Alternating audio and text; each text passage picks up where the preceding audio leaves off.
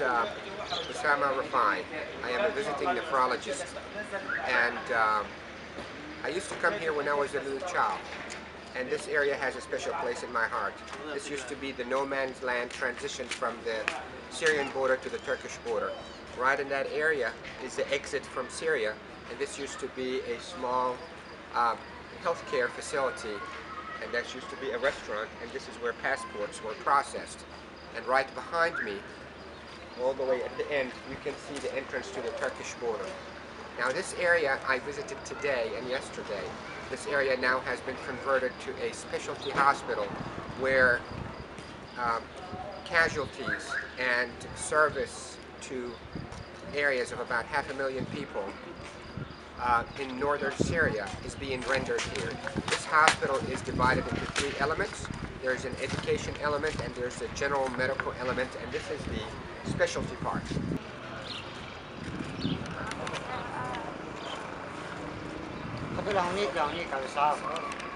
Now this area also serves patients that have a special place in my heart as well. These are kidney patients or dialysis patients. As northern part of Syria is no longer under the control of the current regime, patients with end-stage renal disease and dialysis needs have nowhere to go. They now have become the forgotten people.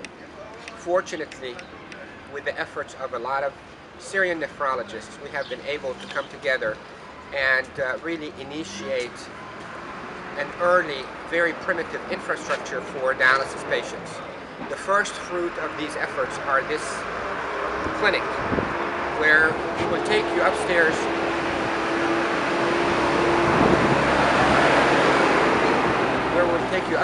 to the room, which is also a primitive dialysis clinic, but it serves not only for dialysis patients, but also now has become a hub for patients to come and be seen for near dialysis needs, as well as for technicians and physicians to come and learn about dialysis from northern Syria. A lot of people in the advanced world ask what would happen to machines that have been outdated and no longer functional. And this is one of the decommissioned machines that have been given to this hospital by relief organizations. This is a dialysis machine that's no longer used in the United States, but it has found its place to this hospital, and it will be serviced here shortly by one of the volunteers who's also an expert in servicing these, that lives in a different country as well and came to help. These would become the staple and the foundation to help patients throughout. This is actually what somebody coming from Turkey would see. This is what somebody coming from Turkey would see. Behind me is the gate to Great Syria, and I am standing here before I get to actual Syria, and this is a no man's land. And this is to my left is the hospital that we can see has been converted to a specialty hospital and has been accommodating a lot of the injuries and a lot of needy people in the northern Syria. And here, if you look further to the right, this is a tent for decontamination for any chemical weapons in anticipation of the fear of coming of chemical weapon injuries or biological injuries. That area, if we keep moving, is the entrance to where the dialysis clinic is, and it's on the second floor.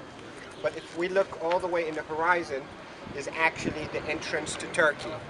So if you look straight, that's where Turkey is, and that's where we're going to, when we're going back, this is where we're going to go through to go back to Turkey and then back to the United States. Aside from the typical problems that face a dialysis patient, there's additional obstacles that really make things very difficult for those patients.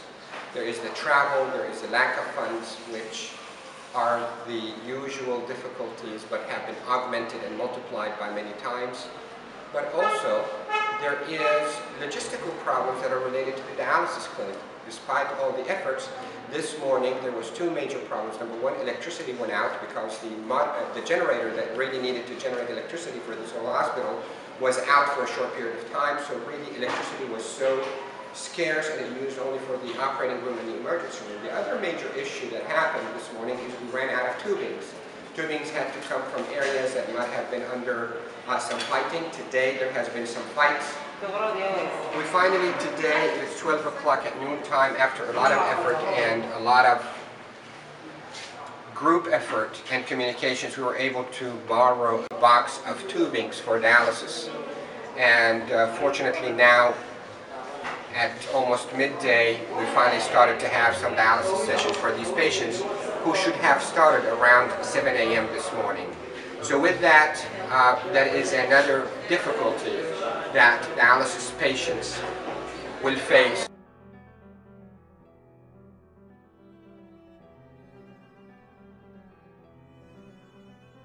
Problem that face also kidney patients is actually the fact that some of them have received the transplant a few years ago, but really don't have the funds or the access to anti-rejection medications. We have been in this hospital and have been visited by a few patients who really want me to help them make those arrangements for transplant medications.